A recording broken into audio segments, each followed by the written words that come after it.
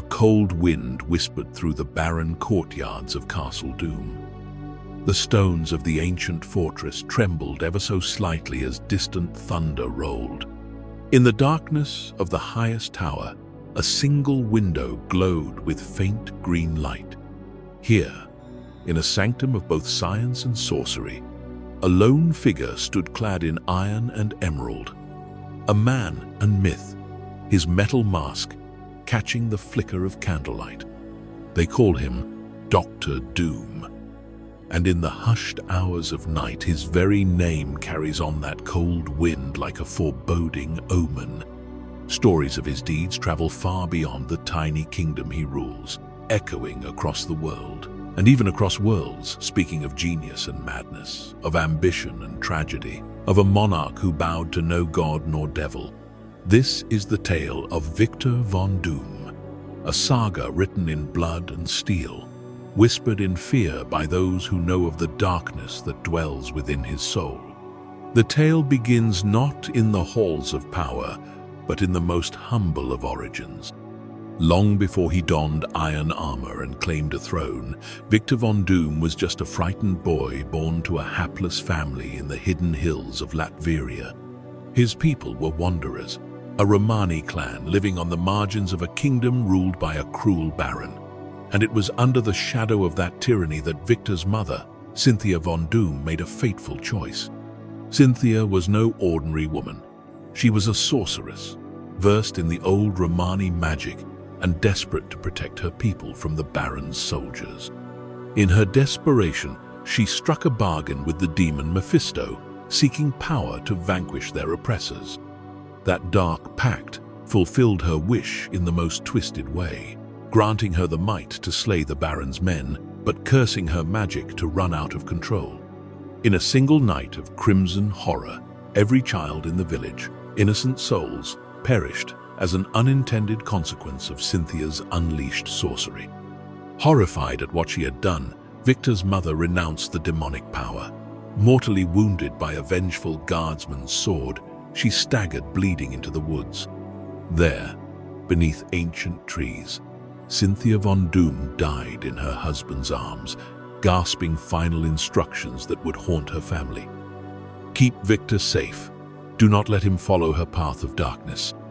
As she passed, the demon Mephisto claimed her soul as payment for the aborted bargain, dragging her spirit to hell to be tormented for all eternity. And so, at a tender age, Victor was left motherless, his life already tainted by hell's touch. Werner von Doom, Victor's father, was a kind-hearted doctor, a healer who lacked his wife's affinity for the arcane. After Cynthia's tragic end, Werner did his best to raise the boy alone amid their Romani tribe, but fate's cruelty was not yet spent. One winter, Werner was summoned to treat the baron's sick wife. Despite the doctor's efforts, the noblewoman succumbed to illness. Enraged, the baron blamed Werner for her death. Sensing the danger, the doctor fled into the night with young Victor clutched tight to his chest. A howling blizzard engulfed the two as they rode desperately into the frozen wilds. Through the night, Werner wrapped his own cloak and arms around his son, shielding Victor from the deadly cold. By dawn, help arrived. Villagers loyal to the Dooms found the pair half buried in snow. Victor was alive, trembling and tear-streaked, nestled in his father's stiff embrace. Werner von Doom had frozen to death, protecting his only child. The boy Victor was orphaned by both heaven and hell. Grief-stricken and enraged, he buried his father and mother with the help of the Roma clansmen. At his mother's simple gravestone, the child knelt and traced the name Cynthia in the weathered stone. He learned then of the demon's bargain that had doomed her. With tiny hands balled into fists, Victor swore silently into the icy wind. He would have revenge on the demon Mephisto who had taken his mother, and he would never again be powerless against cruel men or cruel fates. In the years that followed, that furious determination became the core of his being. The Roma elders, including his mother's old friend Boris, raised Victor as best they could. They quickly discovered the boy's startling intelligence. Victor von Doom was a prodigy, By the time he was a teenager, he had surpassed the knowledge of every tutor or traveler he encountered. He salvaged odd scraps of technology and tinkered secretly late into the nights, building fantastical contraptions from discarded gears and wires. And when other children told tales of ghosts and goblins, Victor devoured forbidden tomes of sorcery inherited from his mother's secret trove, teaching himself spells to summon spirits and cast illusions. He grew into a proud and solitary youth, burdened by tragedy and bolstered by genius. In the camp, they whispered that he was destined for greatness or doom, or both. Despite his standoffish pride, Victor had one childhood friend who touched his heart, a young Romani girl named Valeria. With her bright eyes and fearless smile, Valeria was one of the few who could reach the boy behind the iron will. As teenagers, they grew close. Some say she was Victor's first love, the only gentle light in his darkening world. But even Valeria grew uneasy as Victor's obsessions deepened. She saw him poring over alchemical texts and mystic scrolls by firelight, or returning from secret forays with arcane artifacts and technological components. Victor spoke to Valeria of his grand visions, of freeing his mother's soul and breaking the chains that bound his people. Though she cared for him, Valeria feared the path Victor was walking. It reminded her of the tragic road that consumed Cynthia. When she gently resisted his talk of vengeance and power, Victor only became more distant. His heart, already scarred by loss, began to harden into something unyielding. In his late teens, Victor's brilliance could no longer be contained in the backwoods of Latveria. His exploits with crude inventions had not gone entirely unnoticed by the outside world. In fact, rumors of his technological genius reached the ears of academics abroad. Astonishingly, an American university offered Victor von Doom a full scholarship. For the first time, he boarded a plane and left his homeland, bound for the promise of the wider world. But even as he arrived in the gleaming cityscape of New York, stepping onto the campus of Empire State University, Victor carried with him the weight of his past and the simmering arrogance of one who already knows he is the smartest man in the room. At the university, Victor's demeanor set him apart from the start. He was an imposing presence, intense, aloof, and dismissive of those he considered intellectually inferior. Most of his classmates steered clear of the proud Latverian youth with the strange accent and formidable ego. However, there was one student at ESU whose brilliance rivaled Victor's own, a young man named Reed Richards. Reed was eager, curious, and exceptionally intelligent, a prodigy in physics and engineering, destined to become one of the world's great scientific minds. When Reed Richards greeted Victor von Doom and offered a handshake in friendship, Victor's response was a curt nod and a cool gaze. In Reed, Victor sensed both a potential ally and a potential threat. Here was someone who might actually challenge him academically, an intolerable notion to Victor's pride. The two quickly developed a competitive rivalry. They debated in class, matching wits on esoteric scientific theories late into the night. Professors marveled at their intellects. It was as if Einstein and Da Vinci had been reborn in dueling bodies. Yet, for all Reed's collegial good nature, Victor's ego would not permit true friendship. When Reed tried to point out an error in Victor's calculations or suggest a better approach to an experiment, Victor bristled, suspecting ulterior motives. He began to regard Reed not as a colleague, but as a rival who might one day undermine him. Driven by his personal mission, Victor threw himself into a bold project in the university's labs. Late at night, behind locked doors, he constructed an elaborate machine to communicate with the dead, or more specifically, to bridge the gap between the living and the netherworld where his mother's spirit languished. Surrounded by mystic sigils and cutting-edge machinery of his own design, Victor toiled obsessively. He believed he was on the verge of accomplishing what no scientist or sorcerer had ever done, piercing the veil of death itself to rescue a soul from hell. It was a quest born of genius, and hubris in equal measure. One fateful evening, as Victor prepared to activate his dimensional communicator, Reed Richards came knocking at the lab door. Peering at Victor's notes, Reed saw an alarming flaw in the device's calculations. He warned Victor that the energies involved were too unstable, that the machine could explode. But Victor von Doom, bristling with pride, dismissed Reed's warning as the meddling of a jealous mind. How could Reed Richards, of all people, understand the nuances of both science and sorcery that Victor had mastered? Victor was convinced that Reed sought to rob him of triumph, to play the hero at Victor's expense. With a scowl, he ordered Reed out and proceeded with the experiment, arrogantly certain of his own infallibility. What happened next would forever alter the course of Victor's life. As the machine powered up with a rising hum, reality itself seemed to tremble.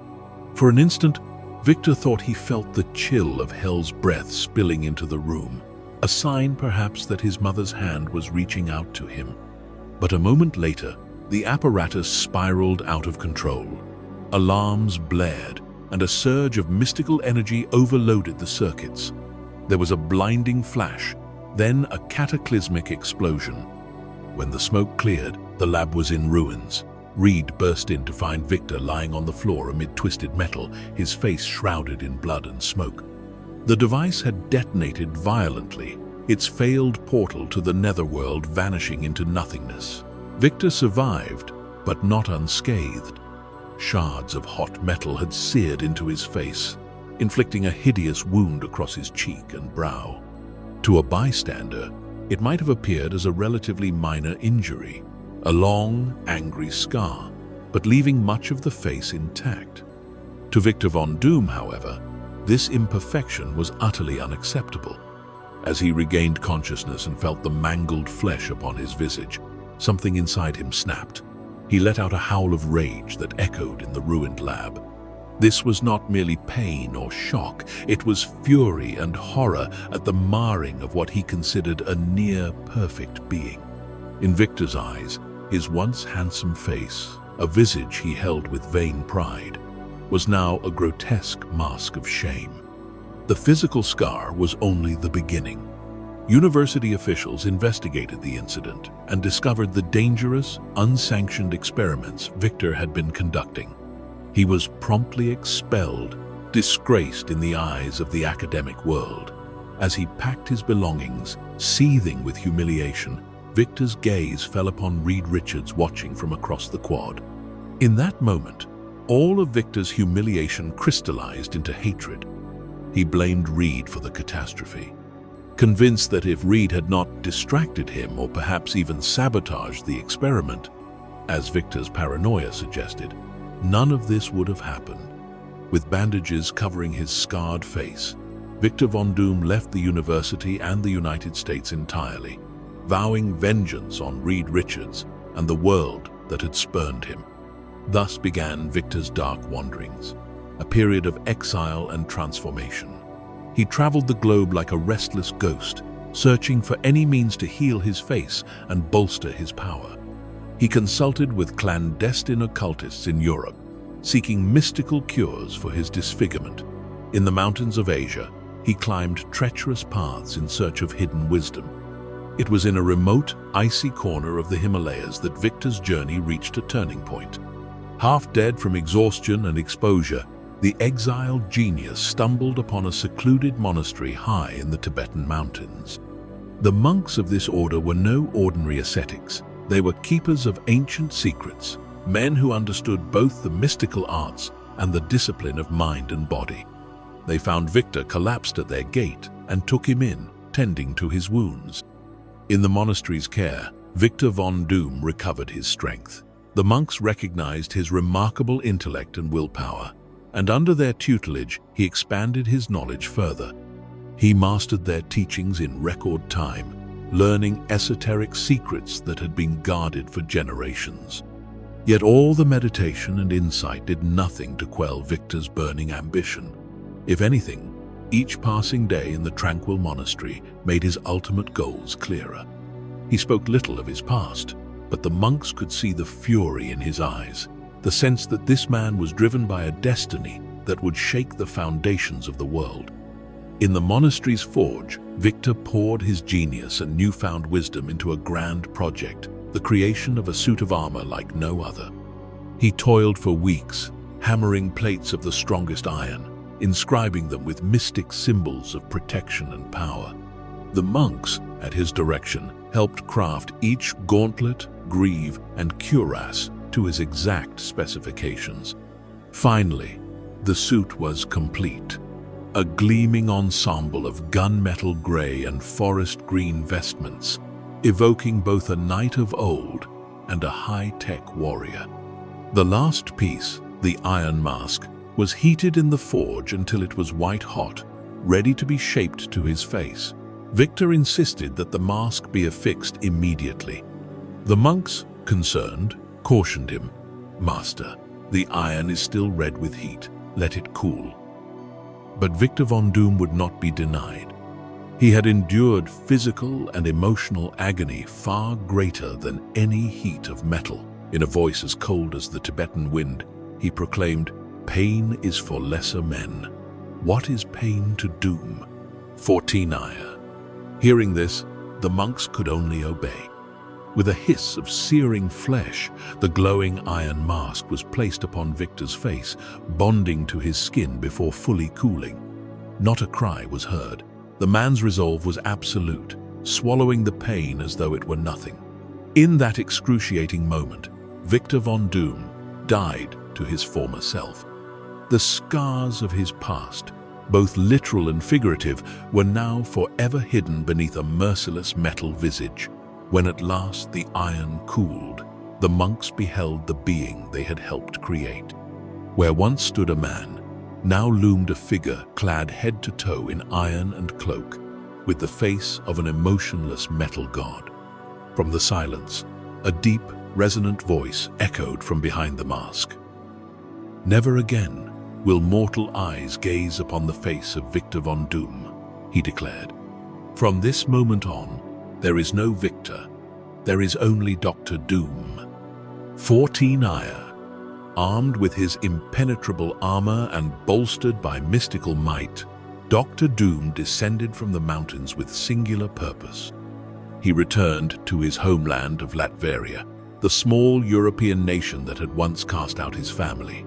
There, Doom set his plan in motion to take the throne that fate, in his mind, had always meant for him. Latveria's ruling noble, the same baron who had hounded his parents, still sat in the opulent castle that overlooked the impoverished villages. One night, a revolt shook the capital. Peasants and outsiders whispered of a mysterious armored liberator who had come to overthrow the tyrant. The details of Doom's coup are shrouded in legend. Some say he marched into the baron's hall and deflected bullets with a gesture, his armor shrugging off the guards' weapons as if they were toys. Others claim he summoned spectral apparitions that frightened the baron's men into surrender. What is known is that by dawn's light, the baron was deposed, his banner torn down from the castle walls. In its place rose the green and metal insignia of Doom. Victor claimed the throne not out of democratic idealism, but by right of conquest, and perhaps, in his own view, by the righteousness of vengeance. He took up residence in the baron's grand stronghold, promptly renaming it Castle Doom, and the capital city itself he renamed Doomstadt. Thus, the boy who had once fled in the night now returned as Latveria's absolute sovereign, draped in regal green cloak over unyielding steel. Ruling Latveria with an iron fist, Dr. Doom quickly established a regime as efficient as it was oppressive. By royal decree, he set about transforming the small, backward country into a reflection of his own brilliance and order. Advanced factories were built to supply his inventions and armies. Magical barriers were woven at the borders to ward off otherworldly threats. The populace, long abused by the previous lord, initially feared this new monarch who wore a mask and spoke in thunder. And indeed, Doom demanded complete obedience. Dissent was not tolerated, and his robotic enforcers, the deadly Doombots he built in his own image, ensured that the law was absolute. Yet, Paradoxically, the Latverian people began to prosper under Doom's rule. The villages had electricity and medicine for the first time. The streets became safe from crime, for who would dare break the peace under Doom's ever-watchful gaze? Hunger and poverty were gradually eliminated, replaced by a regulated economy fueled by Doom's scientific genius. In the countryside, folk tales spread of how Doom had freed them from a far worse tyrant, and some even began to revere him as a near deity. Within a few years, an eerie cult of personality formed around the monarch. Latverians feared him, certainly. His wrath was swift and without mercy, but they also adored him with almost religious devotion. Many could not decide whether Dr. Doom was their nation's damnation or its salvation. Perhaps he was both. From the ramparts of Castle Doom, the armored ruler would often stand with arms crossed, surveying the land he now controlled. Beneath the mask, Doom's scarred face remained forever hidden, but one could imagine the grim satisfaction in his eyes. Latveria was his, a kingdom forged to his ideals. Yet even as he achieved this lifelong goal, Doom's heart knew no contentment. For Victor von Doom's ambitions had always stretched beyond one small country. King of Latveria was but a stepping stone. Doom desired mastery over all he surveyed, and beyond. And there remained the lingering, unresolved vendettas of his past. The demon that held his mother's soul, and the rival whom he blamed for his face and pride's ruin. From his castle laboratory, Doom began to plot and build anew, turning Latveria's resources towards his next objective, revenge and global domination. It did not take long for Doom's presence to be felt on the world stage. The first targets of his wrath were those he held most responsible for his prior downfall.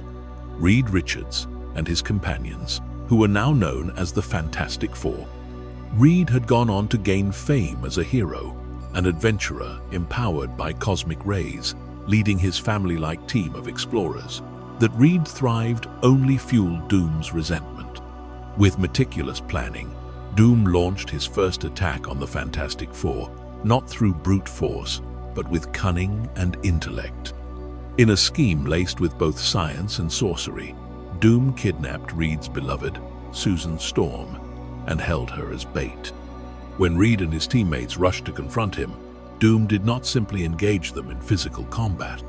Instead, he forced the Fantastic Four to travel back in time using one of his inventions, an infernal time platform, compelling them to retrieve a mystic relic, the legendary Stones of Merlin, for his benefit.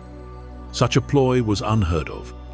Dr. Doom turned his enemies into pawns in a quest across history itself. Though ultimately the Fantastic Four managed to escape his trap and thwart his plans, this encounter was only the beginning. Time and again, Doom clashed with the Fantastic Four, employing new diabolical devices and arcane tricks. He donned a hypnotic shrinking ray in one battle, exiling the team to the micro-world of Subatomica. In another instance, he forged an alliance with the undersea monarch Namor the Submariner, hoping to divide and conquer his foes. Each confrontation ended in frustration. Somehow, through teamwork or sheer luck, the Fantastic Four always narrowly escaped Doom's grasp. Tenile Lone 169, 174. Each defeat gnawed at Victor's pride, intensifying his obsession with proving himself superior to Reed Richards once and for all. The world soon learned that Dr. Doom was far more than just a nemesis of the Fantastic Four. With Latveria as his base, Doom set his sights on the entire globe, and even beyond the stars. He launched daring plots to steal advanced weaponry and mystical artifacts wherever they could be found. No prize was too great or too dangerous for Doom to covet. In one infamous attempt, Doom actually managed to steal the cosmic power of the Silver Surfer, siphoning the Herald's power cosmic to imbue himself with godlike strength. He soared above the earth, hurling bolts of energy, nearly unstoppable, until tricked into overconfidence that led to his downfall. On another occasion, Doom built a device to control the weather, nearly succeeding in ravaging his enemies with tempests that rivaled the power of the gods. He challenged the Avengers, the world's mightiest heroes, laying elaborate traps for them. He crossed paths with the Sorcerer Supreme, Doctor Strange, matching occult wits in battles of spells and willpower. He even attempted to manipulate the Incredible Hulk and Spider-Man to serve his schemes. The annals of history overflow with tales of Doom's grand designs. From mind controlling the entire planet using the Purple Man's powers, crowning himself Emperor of Earth for a brief, eerie time, to constructing time machines to alter history at his whim, to searching for the fabled secrets of Merlin and other legendary sorcerers. The name Dr. Doom became synonymous with an almost elemental force of menace, as if he were a living embodiment of humanity's fear of unchecked power. Yet those who encountered Doom sometimes glimpsed something more nuanced behind his ruthlessness. Despite his overwhelming arrogance and severe methods, Doom adhered to a strict personal code of honor. He could be vicious, but he was also a man of his word, at least when it suited him. There were moments when he even aided his enemies, if it meant striking down a common threat or proving his superiority in a different way. For instance, when Reed Richards' wife, Susan Storm, went into labor with a child under complicated, life-threatening circumstances, and Reed was not present, it was Doom who stepped in to save Susan and her baby. He did so not out of pure altruism, of course, but because no one else could, and he relished succeeding where Reed might have failed. In gratitude, the family allowed Victor to name the newborn girl. He chose Valeria, in honor of his lost love. For a time, Doom behaved almost gently toward young Valeria Richards, protecting the child as her self-appointed godfather. Indeed, it seemed there were very few individuals Doom ever truly cared for, and perhaps the memory of the original Valeria and the innocence of this namesake stirred a rare softness in his steel heart. But such flickers of humanity were the exception, not the rule. More often, Dr. Doom's noble gestures masked deeper schemes, and the fires of bitterness within him continued to burn. Every failure, every foiled plot by the Fantastic Four or the Avengers only reinforced Doom's conviction that he deserved ultimate power to set the world, and beyond, in order. As years passed, Doom's face remained hidden, but his legend grew. He survived assassination attempts and alien onslaughts. He even cheated death itself on numerous occasions. When one of his own doomsday devices once seemingly disintegrated him, Doom's incomparable will allowed his mind to transfer into the body of another, biding time until he could reclaim his armor. Time and again, just when the world thought Doom vanquished, he would return, stepping out of the shadows with a new plan at the ready. Yet through all these worldly conquests and clashes, one night a year, Doom set aside his quest for domination to pursue a more personal mission. Every Midsummer's Eve, when ancient lore said the veil between the worlds was thinnest, Dr. Doom performed a solemn ritual in the dungeons beneath Castle Doom. Arrayed in his sorcerer's robes, Doom would draw a pentagram in blood and recite incantations older than Latveria itself. With uncharacteristic quiet in his voice, he would call out to the Lord of Hell, Mephisto, to demand an audience. And each year, his demand was granted. The fires of hell would crack open reality, and Doom would step through into the infernal realm, armor gleaming against a backdrop of brimstone and darkness. There, surrounded by howling demons and sulphurous air, the monarch of Latveria would challenge the devil himself. Doom's goal was simple and unwavering: to free the soul of his mother, Cynthia von Doom, from eternal damnation. But such a goal was not easily won. Time after time, Doom battled Mephisto's hordes with all his might, wielding technology and sorcery side by side, only to be outmatched by the infinite wiles of the Hell Lord. In these clashes, Doom would fight until his armor was shattered and his flesh burned, until the very energy of his will was almost exhausted. And every single time, Mephisto cast Doom out of hell empty-handed, often with taunting laughter ringing in the monarch's ears as the portal back to Earth slammed shut. The world at large knew nothing of these annual descents into hell. But in Latveria, a few loyal servants whispered of how their lord would return on Midsummer's night, limping and silent, cloaked in soot and ash, his iron mask sometimes warped or scorched. By dawn, he would be in his throne room again, composed and impassive, as if the previous night's ordeal had been merely a dream. But inside that iron-clad breast, Doom's rage and sorrow only deepened with each failure. Never would he give up on Cynthia. If it took an eternity to breach hell's gates, he would fight each year for an eternity. Such was the depth of Doom's love and guilt regarding his mother, one of the few pure emotions left in a heart otherwise blackened by hatred.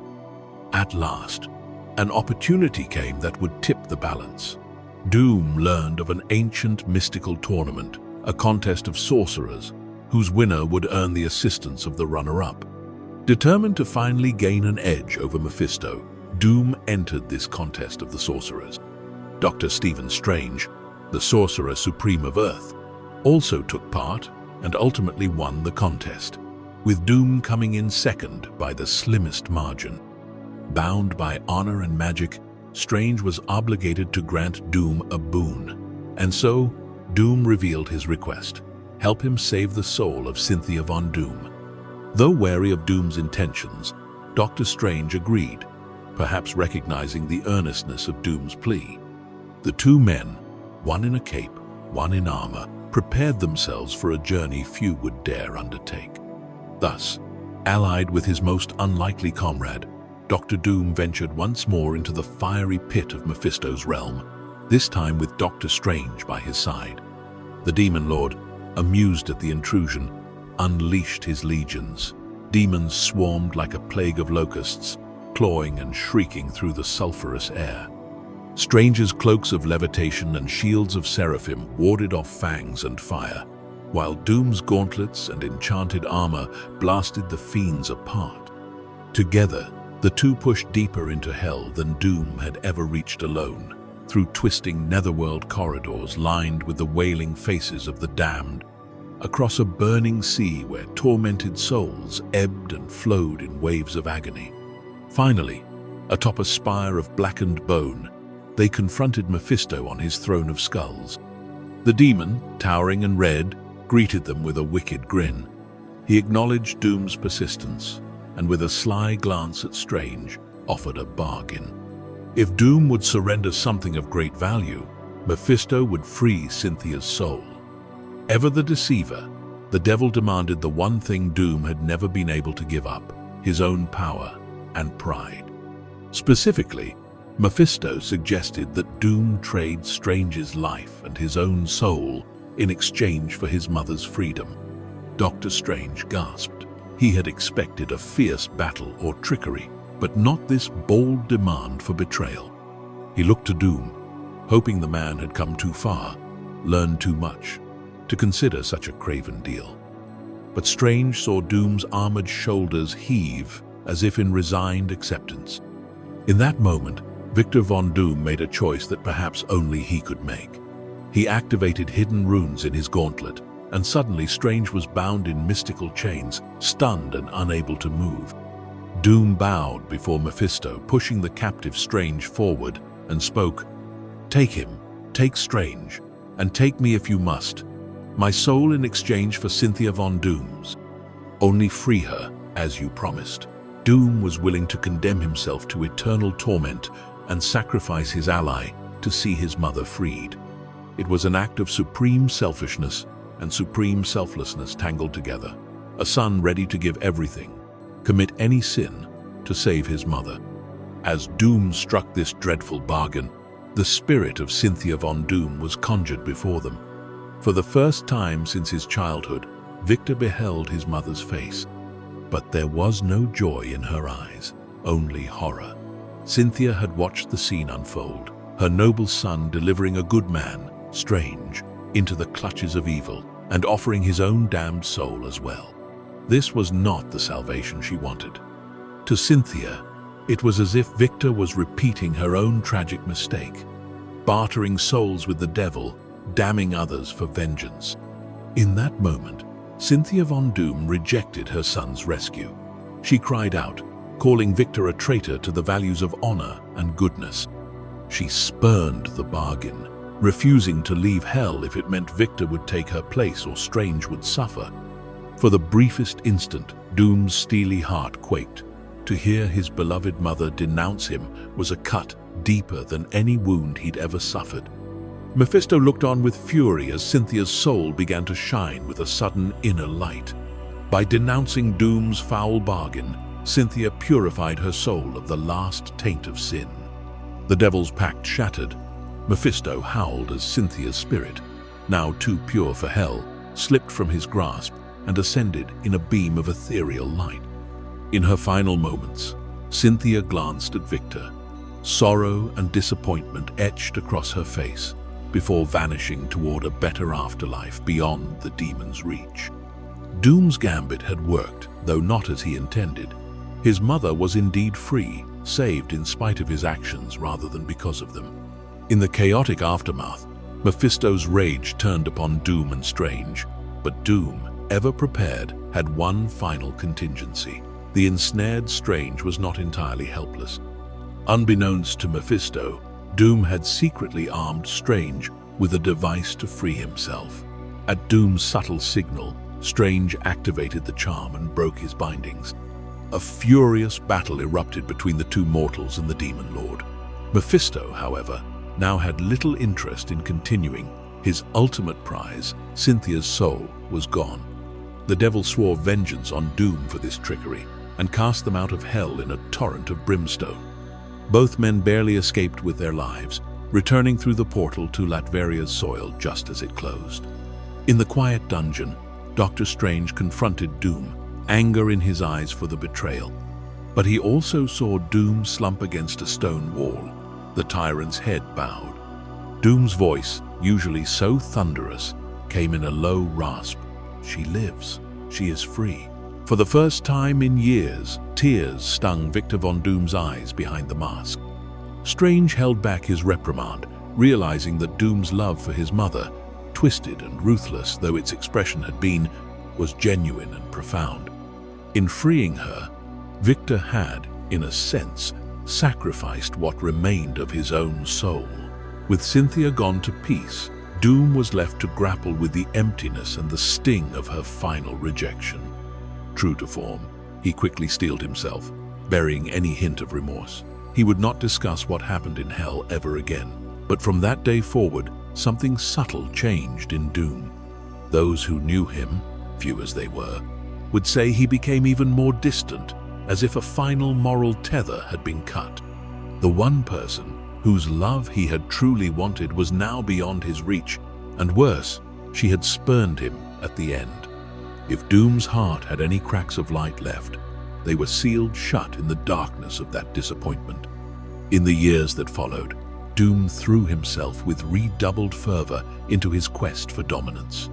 If he could not have personal solace, he would have control over everything else. Science had failed him once. Sorcery had extracted a dire price. Now Doom began to weave the two disciplines together like never before, determined to let nothing stand in his way. His rivalry with Reed Richards escalated to a terrifying fever pitch. Doom became more erratic in his vendettas, sometimes launching attacks that seemed driven as much by wounded pride as by strategy. And when mere technology or moderate mysticism proved insufficient, Doom was willing to go to unthinkable lengths. One particularly dark chapter of Doom's story arose from the lingering shadow of that name, Valeria. Doom's old childhood love had long since grown up and moved on, but Victor never truly forgot her. In secret, he kept track of her over the years, even as he pursued his own path. Eventually, Doom decided to make contact with Valeria once more. Perhaps he sought genuine companionship, or perhaps he intended from the start to use her in a new bargain for power. None can say for certain. He found Valeria living a peaceful life far from Latveria. Cunningly, Victor re-entered her life, charming and courteous, wearing not the mask of doom but the face of the man she once knew, for in private he occasionally removed his mask when it suited him. For a short time, Valeria traveled with Victor, rekindling a friendship and possibly a hint of romance. She saw glimmers of the brilliant boy she once loved, and she allowed herself to hope that maybe Victor had found some peace. That hope was tragically misplaced. When the moment was right, Doom revealed his true intentions. He overpowered Valeria and delivered her to a trio of nether demons known as the Hazareth Three. In exchange, these demons granted Doom a monumental boost in magical power, the kind of ultimate sorcerous might he would have had if he'd devoted all his years solely to the arcane arts. The price of this power was unspeakable. Doom sacrificed Valeria's very soul as a pawn in the Dark Pact. The woman whose memory had been a rare ember of warmth in his life was snuffed out by his own hand. To Doom, this was a necessary sacrifice, a painful but acceptable loss on the path to greater power. With the Hazareth Three's gift, Doom forged a new armor, one mystically bound and woven from the essence of Valeria herself. It was as if her skin became the plating that now clad his body, a demonic armor that pulsed with hellish energy. Wearing this, Doom's power was amplified beyond anything he had wielded before. He struck at the Fantastic Four with merciless force. In this confrontation, Doom easily neutralized each of the Four's powers and dismantled their defenses. Reed Richards found himself outmatched in both science and sorcery. Doom banished young Franklin Richards, Reed's son, to hell itself, using the innocent child as a hostage to torment his foes. He imprisoned Dr. Strange, who intervened to help the heroes, by sealing the Sorcerer Supreme in an unbreakable mystic container. One by one, Doom subdued Susan, Johnny, and Ben, the remaining members of the Four, leaving them battered and at his mercy. In a particularly cruel twist, Doom tortured Sue Storm, the Invisible Woman, in front of Reed's eyes, demonstrating that Reed was utterly unable to protect his family. Doom then locked Reed Richards in Doom's own library of magical tomes, as a sick joke, implying that Reed might study for 1,000 years and still never equal Doom's sorcery. At last, Doom believed he had truly, definitively beaten his greatest enemies. He strode through the halls of the Baxter Building, the Fantastic Four's headquarters, his demonic armor crackling with energy, and declared the age of Doom's triumph had arrived. But victory once again eluded him in an unexpected way. Reed Richards, desperate and pushed to his limits, found a sliver of hope. Even stripped of his usual tools, Reed's greatest asset was his intellect, and he realized Doom's overconfidence was the key. Working with the limited resources available, and secretly aided by an astral form of Dr. Strange that slipped free thanks to Reed's quick thinking, Reed managed to turn the tables. In a climactic showdown, Reed tricked Doom into casting one final spell without the support of his demonic benefactors. The Hazareth Three, displeased with Doom's growing arrogance and suspecting betrayal, chose that moment to exact their due. The Dark Pact was broken, and the demons dragged Doom screaming into hell before he could react. In an instant, the tyrant who had terrorized the world was gone, swallowed by the very hellish forces he had dared to harness. For the first time in memory, the world experienced life without Dr. Doom. In Latveria, the iron grip of Doom's rule loosened. Reed Richards even ventured to Latveria to ensure none of Doom's remaining weapons could threaten the world, briefly taking stewardship of the country to dismantle Doom's arsenal. It seemed, perhaps, that Doom's story had reached its end, a fittingly tragic close for one who had dealt in damnation. Victor found himself a prisoner in the infernal realm he had invaded so often, now with no escape at hand. What torments he endured in hell are known only to Doom himself, and perhaps Mephisto, who surely delighted in this long-awaited prize. But to think hell could hold Doom forever would be to underestimate him. Victor Von Doom's will is unbreakable, and even the flames of perdition could not consume it entirely. Doom's absence from the mortal plane did not last as long as many hoped. Fate, or Doom's own machinations, provided an escape. In the heavens above Earth, a mighty event occurred. The hammer of Thor, Mjolnir, fell from the sky like a comet, lost during a great cosmic battle. As it plummeted through the atmosphere and crashed to Earth, it tore a brief rift in the fabric of reality, a shock that echoed through dimensions. In that fleeting moment, the boundaries of hell trembled, and Victor Von Doom seized his chance. With an earth-shaking roar, Doom ripped himself free from the chains of the underworld and stepped through the dimensional tear. On a barren field in Latveria, amidst the smoking crater of Mjolnir's landing, a swirl of brimstone announced Doom's return. He stood gaunt, armor pitted and tarnished, but his eyes blazed with undiminished resolve. Doom had returned from hell itself, an accomplishment few could even fathom. Wasting no time, the resurrected monarch reclaimed his throne in Latveria, ousting any interim leaders and reasserting control with a vengeance. His Doombots reactivated, his banners raised once more over Castle Doom. The world shuddered at the news. Dr. Doom lives, and as if to punctuate this rebirth, Doom marched straight to the resting place of Thor's hammer, determined to claim this artifact of the gods. He had felt its power rip a doorway from hell. Now he lusted to wield that power openly. Doom reached for Mjolnir, his armored hand grasping the ornate handle. But the legendary weapon budged not an inch, for it deems only the worthy shall lift it, and Doom's deeds had left his soul far from pure. Despite all his strength and sorcery, Doom could not lift Thor's hammer. It mattered little in the long run. Doom had countless other ways to augment his might, and soon new schemes occupied him. But the image of the armored tyrant straining against an immovable Mjolnir was a poignant one.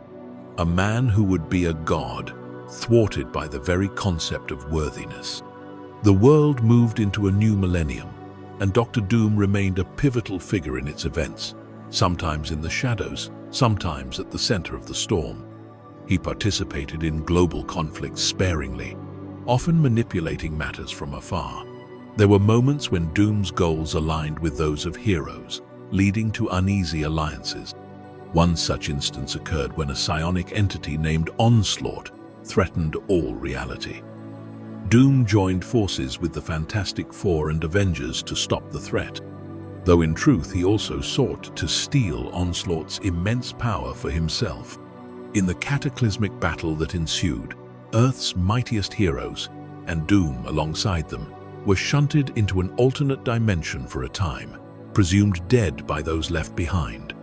But even in a parallel world, Doom quickly carved out influence until that crisis resolved and he returned. Each such event only reinforced his belief that no matter the reality, Doom must rule. All of Victor's struggles, victories, and defeats seemed but prelude to the greatest challenge of all. A crisis not just of a world, but of all worlds. Across the multiverse, universes were colliding and dying in an ominous phenomenon known as the incursions.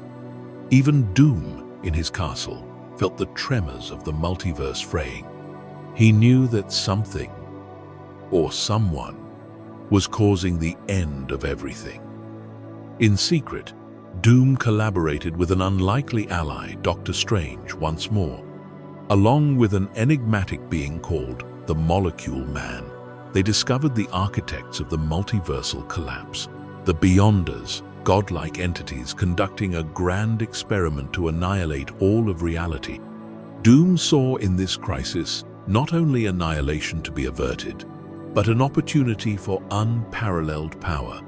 As universes perished one by one, Doom enacted an audacious plan. With Strange's help as a facilitator, Doom confronted the Beyonders directly. In a titanic confrontation beyond space and time, Doom somehow managed to do the impossible. He seized the Beyonders' power for himself. In that moment, at the literal end of all worlds, Doom held infinite power. everything collapsed into nothing. Everything except Doom. Harnessing his newly acquired omnipotence, Victor willed a patchwork reality into existence. He took the remnants of countless destroyed universes and fused them into a single world, a battle world formed from fragments of many realities. And at its center, he placed Castle Doom, forming it from the cosmic ether as naturally as a man might shape clay. All of creation bowed to Victor von Doom, now not merely a doctor nor a king, but the self-anointed god of this final realm. In this strange new reality, God Emperor Doom reigned supreme. He wore flowing robes of purest white over a new armor, and his face, still masked in iron, was revered and feared by all. To the denizens of Battleworld, Doom was the Alpha and Omega, the savior who had rescued existence from oblivion. None recalled, save a few, that there had been a multiverse before, or that Doom had not always been divine. Ever the manipulator, Doom ensured that most inhabitants' memories were altered or erased, so that they believed this patchwork planet was the natural way of things. And Doom, of course, was their rightful god and ruler. Seated upon a throne of living wood and stone, deep in the heart of the Doomstadt, the capital of Battleworld, God Emperor Doom presided over his creation with imperious calm. By his side stood Susan Storm, now Lady Doom. In this reality, Doom had made her his wife and queen, and the two children of Sue and Reed Richards he claimed as his own. In Doom's manufactured history, Susan loved him, and their children, Franklin and Valeria, called him father. It was a twisted facsimile of the family life Doom had envied and desired, an attempt to fill the void of what Reed had that Victor did not. Doom even created a police force of immortal Thor warriors, the Thor Corps, each a version of the Thunder God pulled from a different domain, now loyal only to Doom's word. They enforced the all-powerful will of Doom across the patchwork lands. Doctor Strange, who had aided Doom at the critical moment of the Beyonders' fall, was made Sheriff of Battleworld, ostensibly the second in command, who managed affairs under God Emperor Doom's direction. To the masses, Doom was a benevolent deity, maintaining order among realms that would otherwise clash, an eternal kingdom of kingdoms, with Doom's castle at the center of it all. For a time, Victor finally had everything he had ever sought: ultimate power, a world that worshipped him, and even the semblance of a loving family. And yet, in the quiet of his citadel, Doom was not content. How could he be?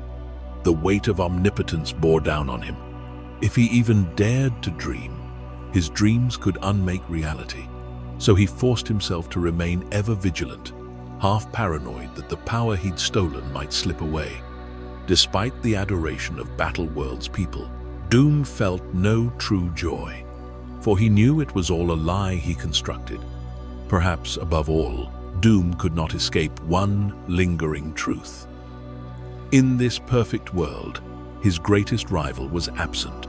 Reed Richards was nowhere to be found, presumed lost in the final incursion that Doom survived. And in being absent, Reed still haunted Victor's triumph. A voice in the back of Doom's mind wondered, had Richards been given this power, would he have done better?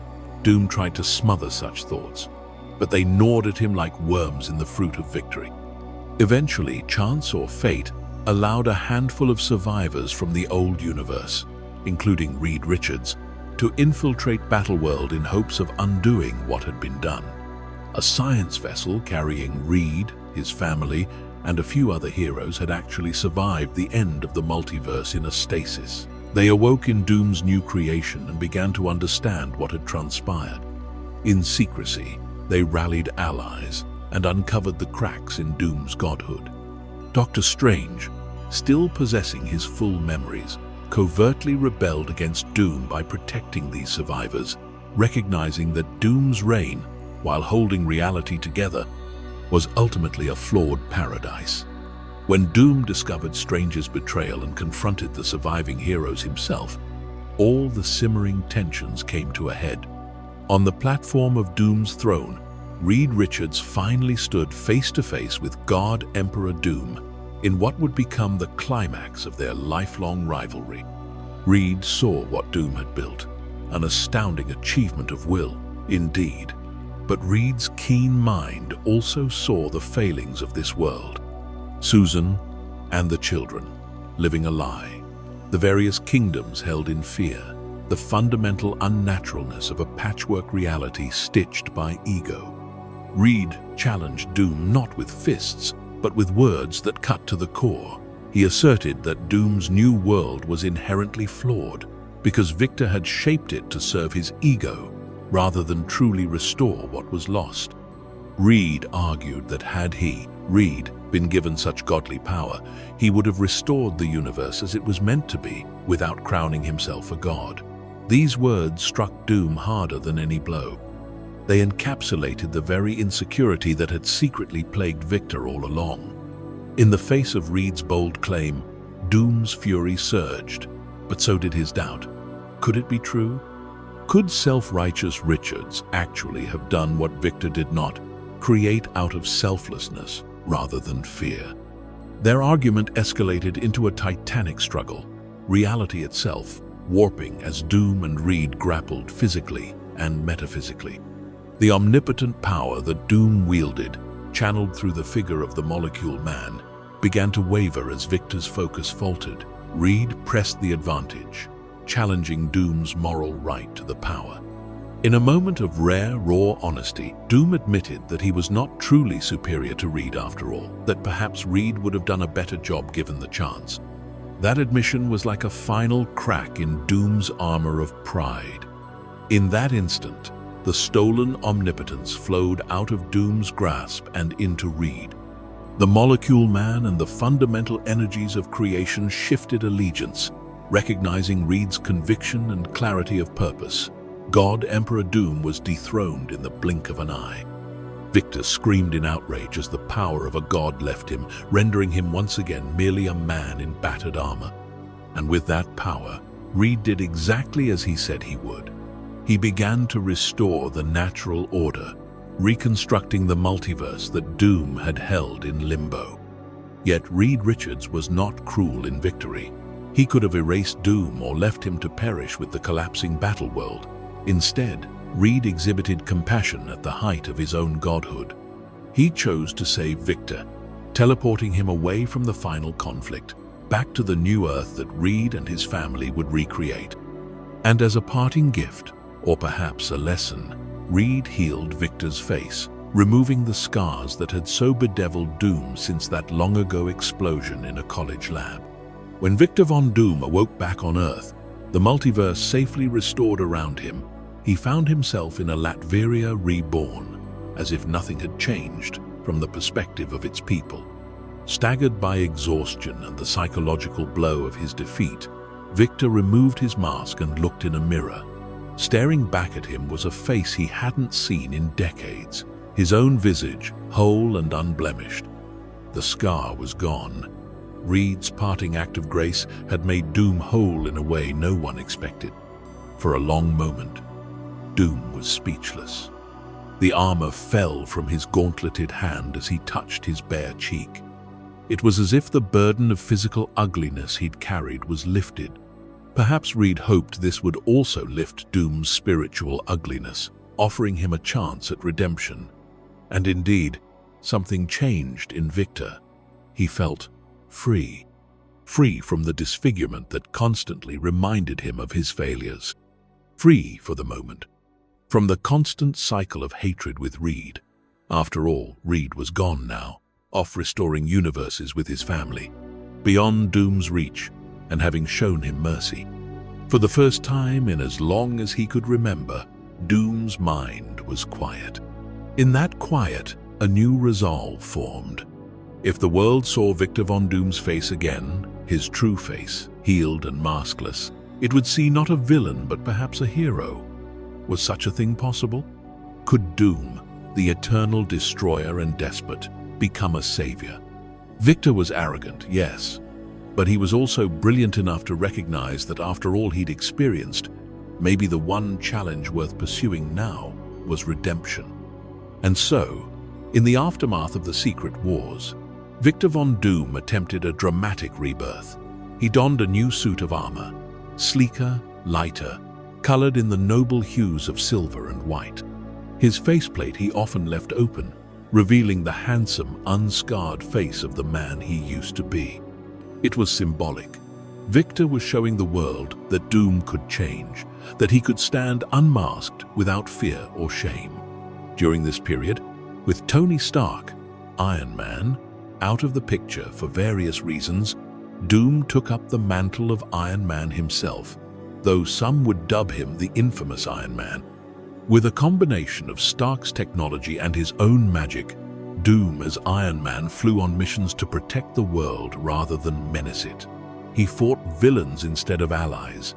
He saved lives instead of taking them. The superhero community met this change with extreme skepticism. Many thought it a scheme or a temporary madness. Some, like Iron Man's close friends, outright confronted Doom, unwilling to accept him as Tony's successor. And truth be told, Doom's path to heroism was not smooth. His ego still lingered. He often acted unilaterally, brushing aside help or advice. He struggled with the idea of being humble. But whenever doubts arose, Victor would recall the feeling of that mirror under his fingertips, the face of a man who had been given mercy by his greatest rival. Perhaps, he thought, he could prove to the world, and to himself, that their mercy was not misplaced. For a time, Doom's heroics were genuine and even effective. He battled the forces of evil with the same tenacity he once reserved for pursuing power. In one instance, he helped thwart a villain threatening global security. And for a moment, a few began to believe that maybe Doom had truly changed. Latveria, in his absence, wavered, but he paid it little attention for now. He was busy doing good on a global scale. Perhaps Victor even imagined a future where he could return to his homeland, not as a tyrant but as a benevolent protector, loved by all without needing to rule through fear. Alas, the shadows of Doom's past were long and not easily escaped. Soon, consequences of his former life came knocking. Old enemies sought vengeance. Former minions felt betrayed by his turn to altruism. Even Mephisto, it is said, took interest, perhaps fearing he might lose one of his prized souls to the light. A confrontation with a particularly cunning foe left Victor's restored face scarred once more. A diagonal slash of mystical energy that seared his features, reminding him brutally that the scars of his life could never be fully erased. The world, too, was not quick to trust. To many, he would always be Dr. Doom, the villain who had tormented them. Heroism brought Victor little of the adulation he thought it might. Instead, he was met with suspicion, hostility, and confusion. In time, Victor's experiment in nobility waned. The infamous Iron Man stepped back from the limelight. Tony Stark returned to reclaim the Iron Man title, and Doom found himself drifting, purpose unsure. What was he, if not the infamous Dr. Doom? Could he truly abandon that identity, or was it inexorably who he was? Doom had peered into the light, but the darkness of his nature still called to him. Ultimately, the complexities of atonement may have proven less satisfying than the simplicity of control and dominion.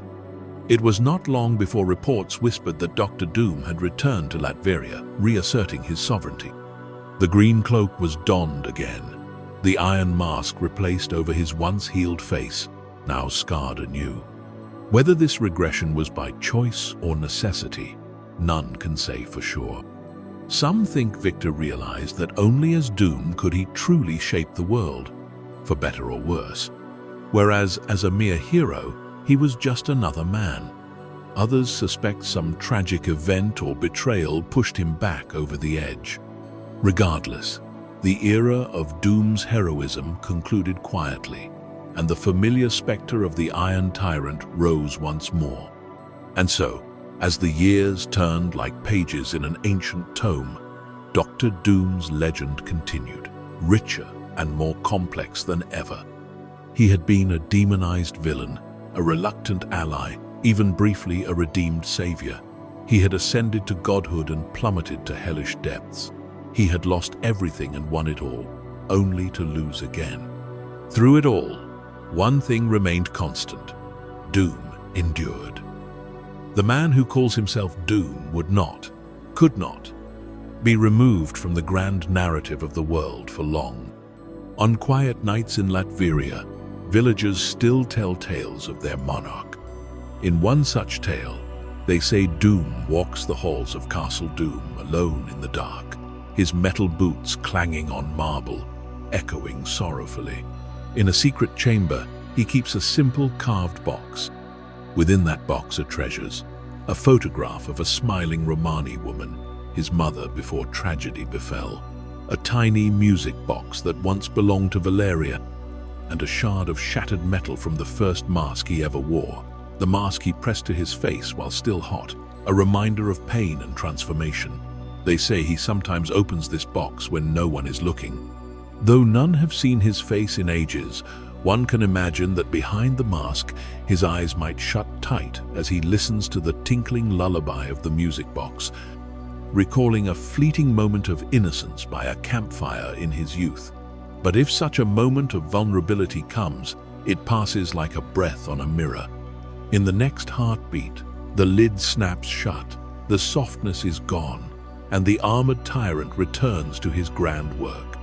Beyond Latveria's borders, Dr. Doom's name still inspires dread and reluctant respect in equal measure. Heads of state remember how he once united the world under his boot and ended war, albeit through enslavement of free will. They know that underestimating Doom is folly. Heroes who have faced him speak of the experience in almost hushed tones. Fighting Doom is like battling a force of nature, a storm that thinks and hates. Even the cosmic beings, those who watch from the stars, acknowledge that Victor von Doom is a mortal who has touched the infinite and survived, an anomaly in the fabric of the universe. In the dark corners of the multiverse, parallel worlds whisper their own dooms. Some where he rules unchallenged, some where he perhaps took different paths. But in our world, Earth 616, Doom remains a singular figure of unyielding will. He believes utterly in his own destiny, to rule, to conquer, to save the world from itself. For in his eyes, only he is capable of doing so correctly. That belief, that hubris, is his greatest strength and greatest weakness. It has driven him to glorious heights and cast him into the deepest pits. Yet, consider this. Within Doom's story of darkness, there is an undercurrent of tragedy. A young boy who lost everything: family, love, faith, even the acceptance of the world, and who in response chose to wrap himself in armor and thorns to never be hurt again. A man who demands control over all because he lost control when he was vulnerable. In another life, perhaps Victor could have been a force for unequivocal good, his genius solving the world's ills, his sorcery shielding humanity from evil. Indeed, on rare occasions, Doom has nearly fulfilled that brighter potential, as when he cured diseases in Latveria or momentarily aided heroes to defeat a common foe. But the darkness within and the weight of his pride have always pulled him back. It is late now in Doomstadt. The villagers extinguish their lights and lock their doors, casting nervous glances toward the castle on the hill.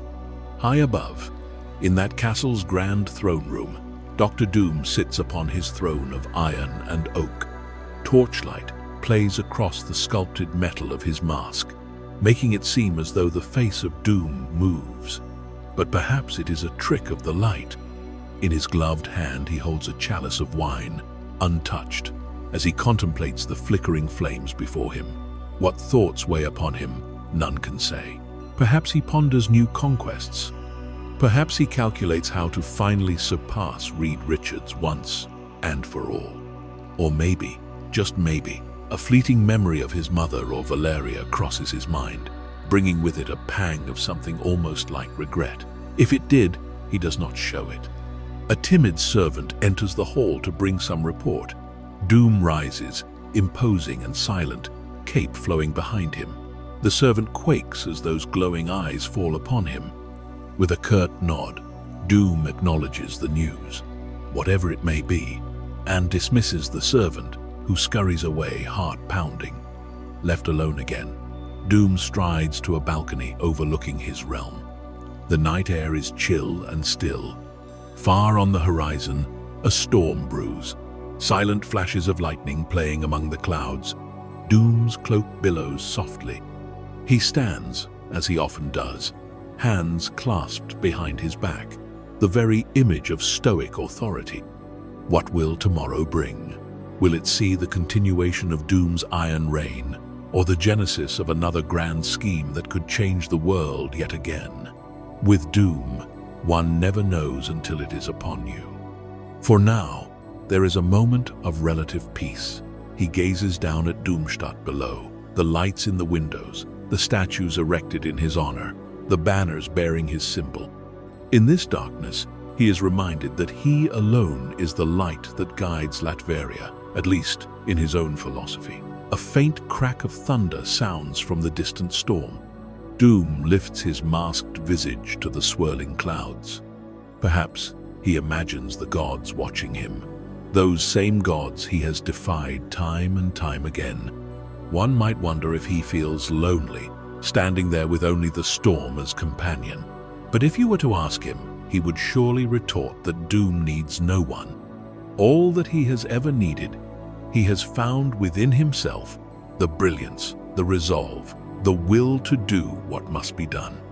In the silence, a single word escapes his lips, carried away on the wind and thunder. Not a lament, but a declaration, spoken in a low, unyielding growl. Doom. Perhaps he is reminding the world that he is still here, or reminding himself of who he is and what he will always be. And so ends this chapter of the saga of Dr. Doom, a story without a true end, as dark and complicated as the man himself. It is a tale of hubris and sorrow, of iron and flame, a meditation on the nature of power and the scars it leaves on a soul.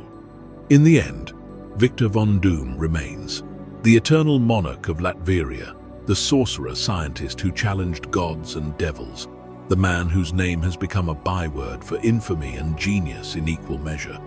As long as there are worlds left to conquer, or wrongs, in his eyes, left to right, Doom will continue to stride forward, cloak billowing and armor gleaming, into whatever destiny awaits. May the dark and ominous legend of Dr. Doom stand as a warning, and perhaps, in some strange way, as a mournful elegy, for the line between a hero and a villain can be as thin as a scar, and a brilliant mind without humility can become a curse upon the world. One thing is certain: no matter who rises or falls, Doom is forever.